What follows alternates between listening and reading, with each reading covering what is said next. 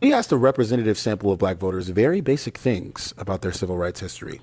These weren't trick questions. To the best of your knowledge, when someone refers to the civil rights era, what time period do they mean? The 1830s? The 1930s? What were literacy tests used for in the Jim Crow South? Was it to stop black people from running for office or to stop them from getting jobs? What did the Civil Rights Act accomplish? Did it end the Civil War? Did it end slavery? The black folks that were more likely to get these questions wrong were twice as likely to vote for Donald Trump.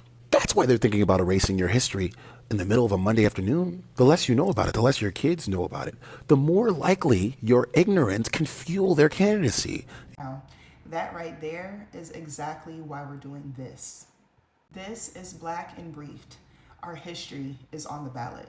For context, I'm an attorney, and in 2025, I created a series called Race and Rights, breaking down how Black Americans have shaped the Constitution and the law that we live under today.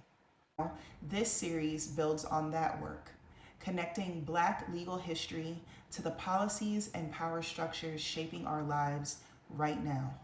For the next 27 days, we're going to talk about Black history, law, and power in a way that actually makes sense. Now, the truth is that most of us were never taught how our government really works. We weren't taught how laws were made. We weren't taught how courts shape our lives. And we definitely weren't taught how the legal system has been used very intentionally to control Black life in this country. So when you hear people say voting doesn't matter or both sides are the same, that belief didn't come from nowhere. It came from confusion, from exclusion, from being shut out of rooms where decisions were already being made. This series is not telling you who to vote for. It's about helping you understand why voting has always mattered for us and what's actually at stake as we move toward the 2026 midterm elections. Now, over the next 27 days, we're going to break down Black legal history that they don't teach you in school, current laws and policies affecting Black communities right now, and conversations with people that can shape what comes next. We'll talk about Supreme Court cases that still affect your life today. We'll talk about voting rights, housing, education, healthcare, and criminal justice. Now, here's something important to understand early. Power doesn't only live in DC.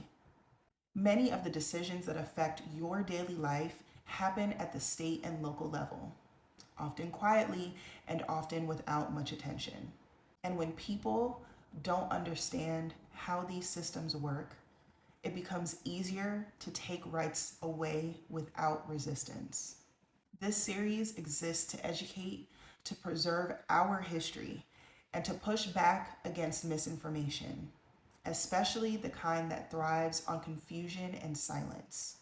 So if you've been feeling overwhelmed, disengaged, or just unsure of where to start, then this is the starting point. This is day 1 of 27, and we're just getting started. Your voice matters. Use it in 2026.